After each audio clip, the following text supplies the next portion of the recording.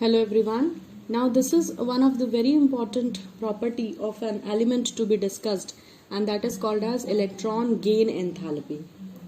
So we have already discussed ionization enthalpy and we came to know that ionization enthalpy is the property of metals. And I can also say that when an element which is essentially a metal wants to lose electron, then the energy which is involved in this process is called as ionization enthalpy. So that we have already discussed. So let me correlate these two topics. When you say sodium gives away one electron to chlorine, then the amount of energy which is required by sodium to lose electron is called as ionization enthalpy. This much part was discussed already in the last video. Now, in this process, there are two things happening. Sodium is losing electron and chlorine is gaining. So, the loss of electron by sodium you have explained in terms of or by the usage of ionization enthalpy. How chlorine gains electron? This is also a question, right?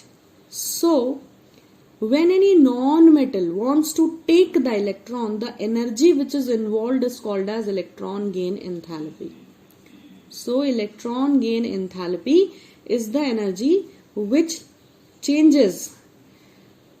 It may be required or released, both type of energy depending upon the element. So, electron gain enthalpy is the property of a non-metal by virtue of which it accepts the electron, right? So, ionization enthalpy is the property of metals because they lose electron, and electron gain enthalpy is the property of a non-metal by using it or by the involvement of electron gain enthalpy, a non-metal gains the electron. That is why this is called as electron gain enthalpy.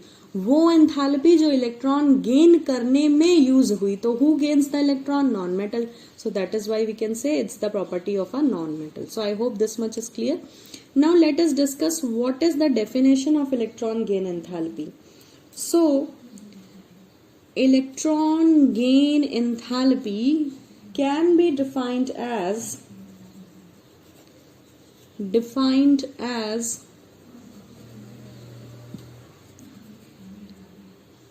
the enthalpy change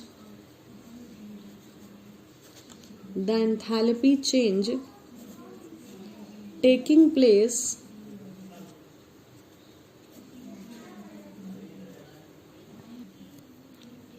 when an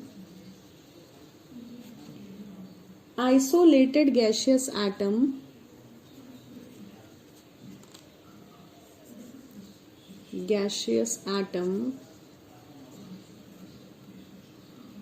accepts an electron in or you can say it accepts an electron to form. When any element accepts electron, it forms a monovalent gaseous anion. One more thing I'll add over here, which I have although so many times told, but still again I'm repeating. When a metal it loses electron, it involves ionization enthalpy. So by using ionization enthalpy, sodium will lose electron and will become Na+. So this is called as a cation. Cation. So cations have positive charge, cation. And chlorine, by involving electron gain enthalpy, will gain the electron and will become Cl-, and it is called as anion. So anions, they have negative charge. So that is why we are writing gaseous anion, because non-metal on gaining electron becomes anion. This is the relation, that is why I explained this much. So I hope the definition of electron gain enthalpy is very much clear. That it may be defined as the enthalpy change which takes place when an when an isolated element in gaseous state accepts the electron or gains the electron and it becomes a anion. I hope the definition is clear. Now if we want to express, how to express it? Supposingly there is any element X, you can take the example of chlorine also. I am taking it X because it may be any element. It's in gaseous state and it is going to accept this electron, right? It's going to accept this electron and it will become X minus, that is what? Anion. So the amount of energy which is involved in this process is called as electron gain enthalpy. Now one more thing you have to understand over here, and that is something very important. The process of addition of electron, the process of adding of electron to the element,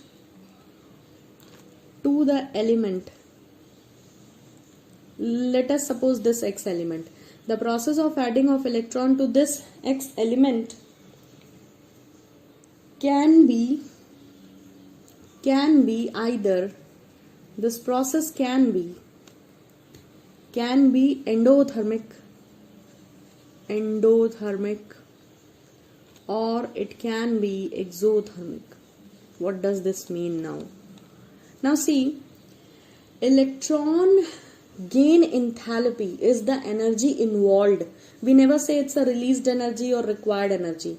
जब हम ये बोलते हैं कि energy release, it's a released energy, इसका मतलब वो energy निकली है ना? और अगर हम बोलते हैं required energy, इसका मतलब आप इसको देंगे तब ये रिएक्शन होगी.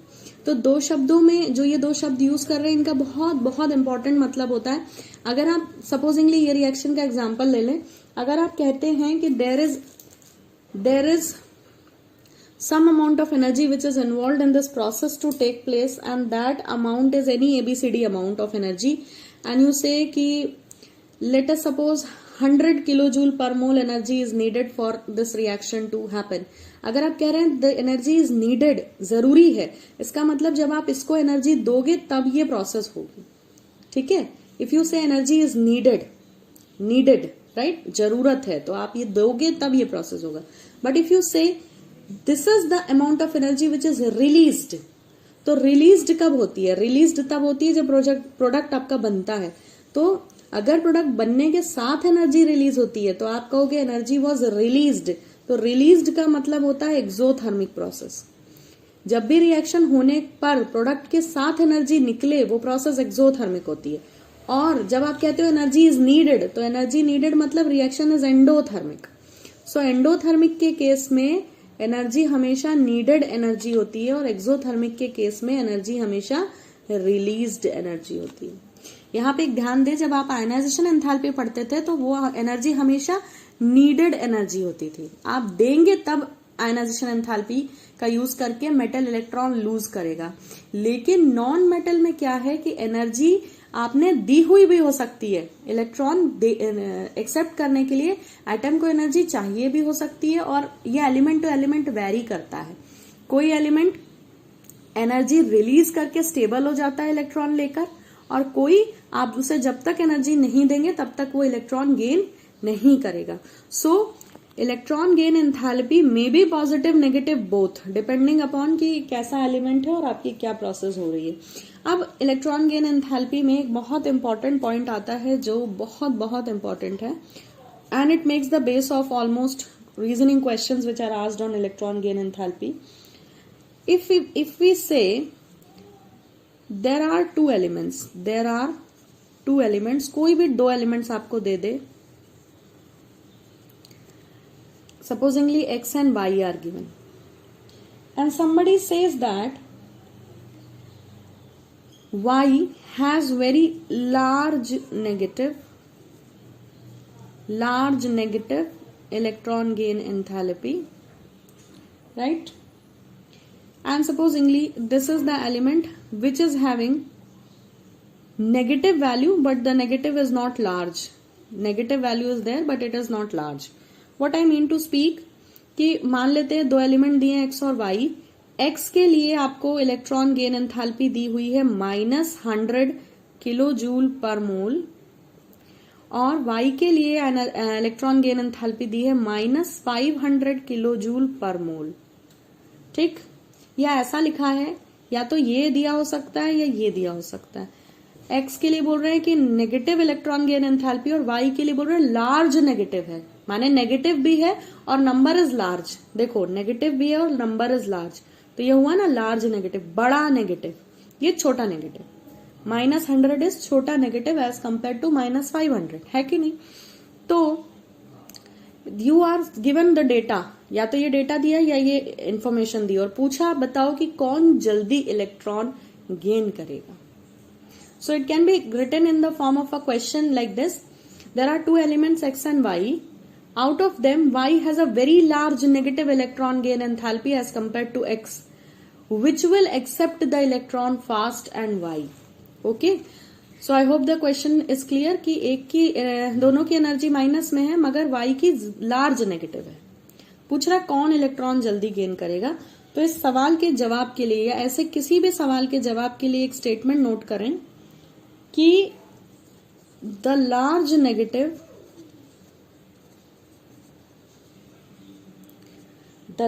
Negative value of electron gain enthalpy, you should write it complete. I just again and again writing EGE so that less time is taken. The large negative value of EGE, that is electron gain enthalpy, reflects the greater tendency, note it, greater tendency of an atom to accept the electron. Answer क्या हुआ इस explanation के हिसाब से? y will take electrons fast as compared to x. y ज्यादा जल्दी electron accept करेगा क्योंकि उसकी लार्ज नेगेटिव वैल्यू, अभी तो पढ़ा, जिसकी लार्ज नेगेटिव वैल्यू है इलेक्ट्रॉन गेन एंथैल्पी की, उसकी इलेक्ट्रॉन लेने की टेंडेंसी ज्यादा है। आई hope this point is clear. Now you should note down one thing, that elements of group 17,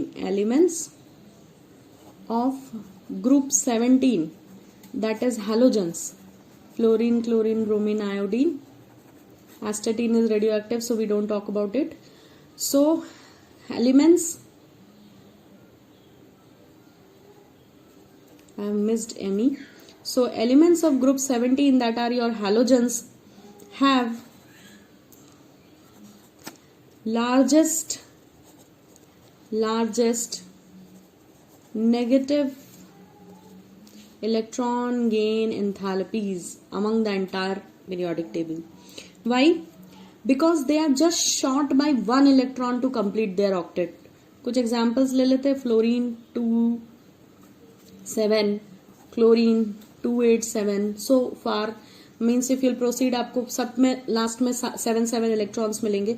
so they are just short by one electron, को सिर्फ एक इलेक्ट्रॉन की जरूरत है ऑक्टेट पूरा करने के लिए. तो ये अगर कहीं भी प्रेजेंट है halogens they are represented by X and they are fluorine, chlorine, bromine, iodine. Astatine is also there, represented by AT, but it is radioactive, so about radioactive elements we don't talk much. So X means essentially these four, any one of it. So they are just one electron less from the noble gas configuration. So that is why their electron gain enthalpy is very much largely negative. Okay, now largely negative means what? They will very easily take the electron. Just now I have given you statement. Large negative means tendency is greater for accepting electron. Now let us discuss the units for measuring electron gain enthalpy. Units are very same as you have studied in ionization enthalpy. Either it is expressed as kilojoule, ULES, kilojoules per mole, or it is electron volts per atom. So you can write kilojoule per mole, or you can write electron volt per atom. So this is how you can write. Like I will give you an example over here. When chlorine accepts one electron, this acceptance of electron is by virtue of electron gain enthalpy, and it will give chloride anion. So the energy which is involved, the electron gain enthalpy which is involved in this process is minus 348 kilojoule. So it means chlorine is having large negative value of electron gain enthalpy. That is why it is a good acceptor of electron. Fine. So I hope this much is clear. Now we will talk about the factors. Factors on which electron gain enthalpy depends. So the factors are, first is nuclear charge. Nuclear charge. So you can call it as effective nuclear charge also. So if the magnitude of nuclear charge is greater, if the nuclear charge is greater nuclear charge if it is there, then it has the tendency to attract the electron which is coming, and this results in the large negative value of electron gain enthalpy. Means more nuclear charge will lead to the more negative value of electron gain enthalpy. And just now I told you more negative value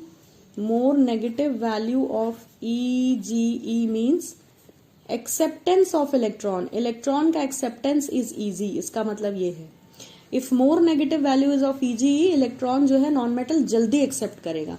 तो हमने क्या बोला अभी उस पर ध्यान दें कि न्यूक्लियर चार्ज अगर ज्यादा है तो it will have what, greater nuclear charge will lead to the more attraction for incoming electrons. जो इलेक्ट्रॉन आप जोड़ना चाह रहे हो, जो इलेक्ट्रॉन आप इसको देना चाह रहे हो नॉन मेटल को, वो क्या करेगा, ज्यादा फोर्स महसूस करेगा क्योंकि न्यूक्लियर का चार्ज ज्यादा है, न्यूक्लियस का चार्ज ज्यादा है. तो न्यूक्लियस का चार्ज ज्यादा है तो इलेक्ट्रॉन ज्यादा अट्रैक्टेड फील करेगा और जल्दी से चला जाएगा एटम में जुड़ने के लिए. तो इसके कारण क्या होगा, वैल्यू इलेक्ट्रॉन गेन एंथैल्पी की लार्जली नेगेटिव हो जाएगी, यानी आसानी से इलेक्ट्रॉन गेन किया जा सकेगा. दूसरा फैक्टर है atomic size. So how atomic size affects the electron gain enthalpy? Larger if the size of atom, then what will happen? See, if the size of atom is large, what will happen? More will be the distance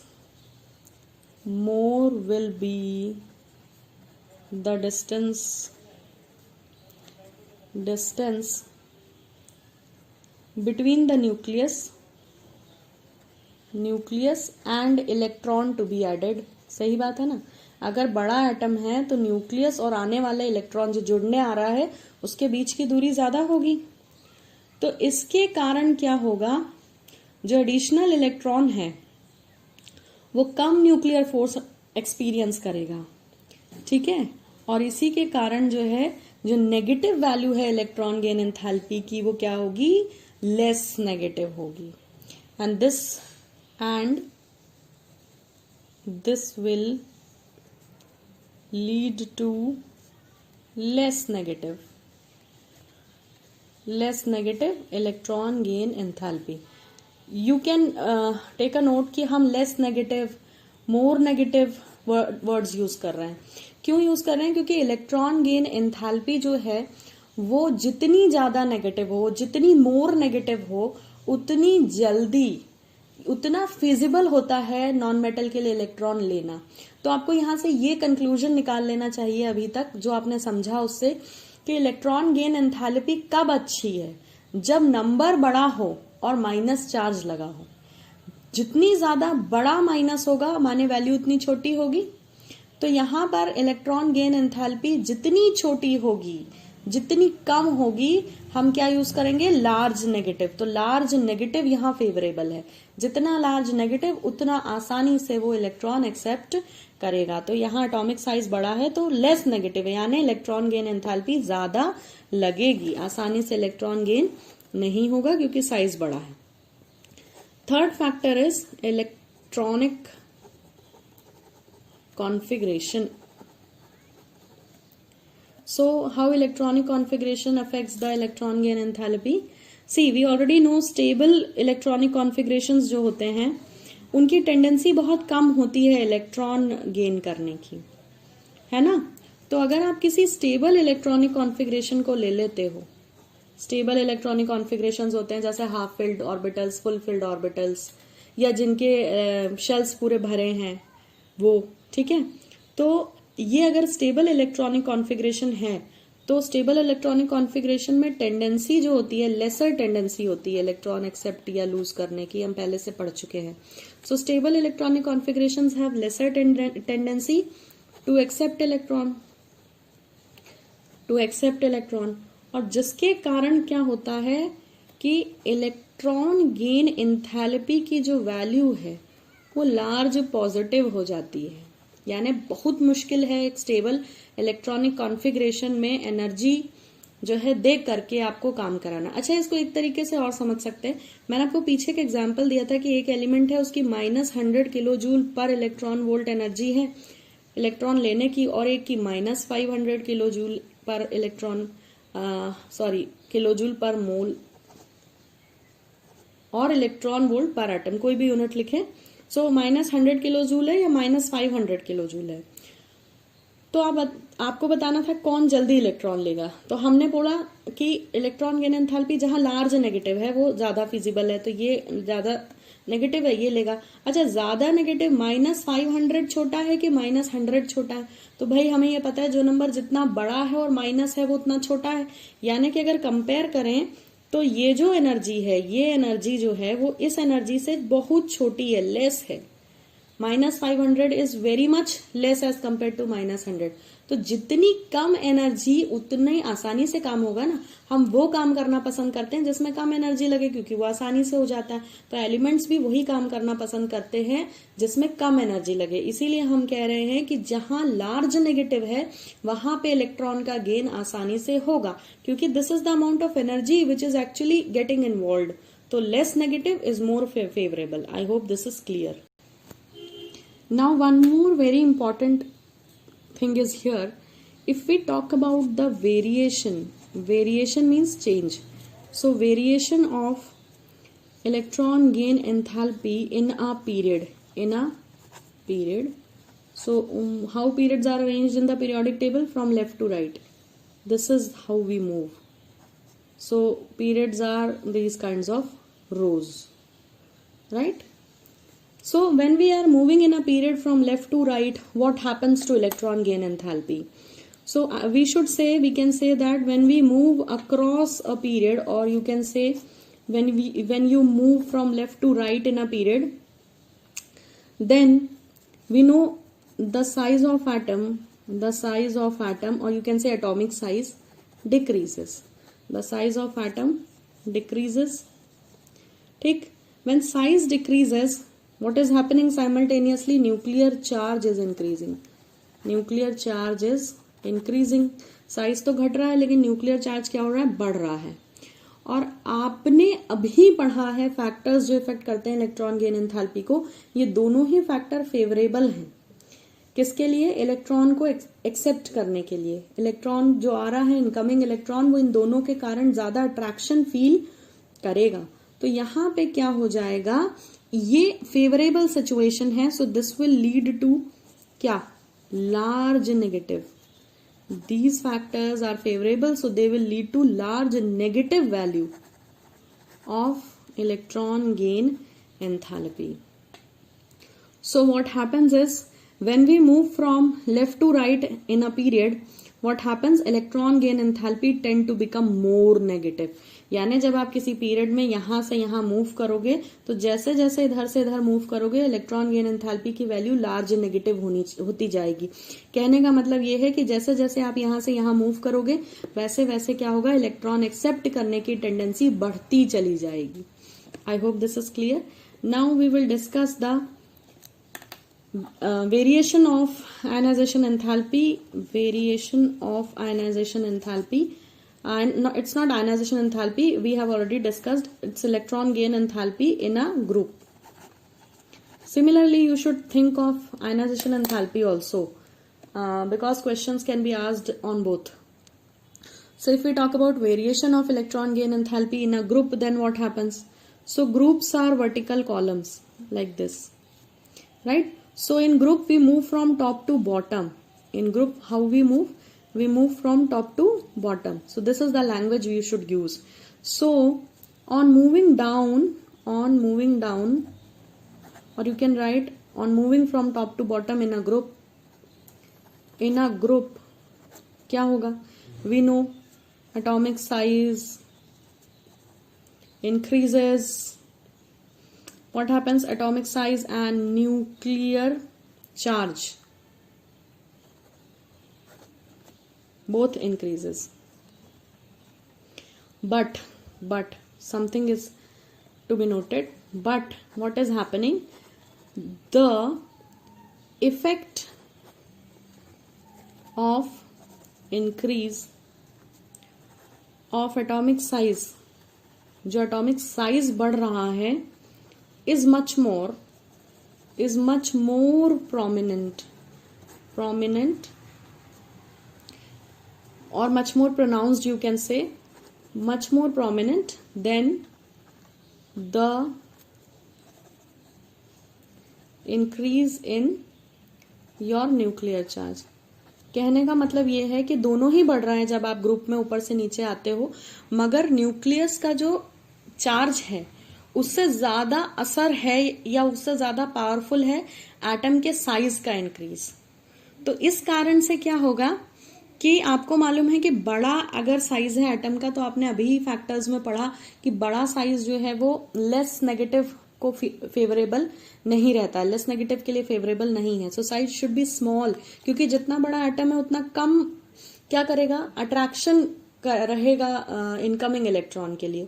तो इस case में क्या है, क्योंकि size जो atom का बढ़ता जा रहा है और वो ज्यादा पावरफुल है as compare to increase in nuclear charge, so due to that what is going to happen, the electron gain enthalpy will become less negative. मतलब जैसे जैसे आप ग्रुप में ऊपर से नीचे मूव करेंगे tendency to accept electron will decrease. इसका कहने का ये मतलब है, right. Now as you have studied successive ionisation enthalpy, वैसे ही यहां पर सक्सेसिव इलेक्ट्रॉन गेन एंथैल्पी भी होती है. अगर आपने आयनाइजेशन एंथैल्पी वाला वीडियो देखा है तो वहां मैंने बहुत डिटेल में समझाया था कि सक्सेसिव का मतलब क्या होता है. Successive means one after the other, एक के बाद एक. तो जैसे आपने आयनाइजेशन एंथैल्पी में देखा था कि इलेक्ट्रॉन्स एक साथ लूज नहीं होते. अगर एल्यूमिनियम का एग्जाम्पल आपको याद हो कि एल्यूमिनियम को 3 इलेक्ट्रॉन लूज करने होते हैं और वो एक साथ Al से Al+3 नहीं बन जाता, वो Al से पहले Al+ बनता है, फिर Al2+ बनता है, फिर Al3+ बनता है, और ये तीनों अलग अलग प्रोसेस हैं, तीन स्टेप हैं ये, और तीनों में अलग अलग एनर्जी लगती है.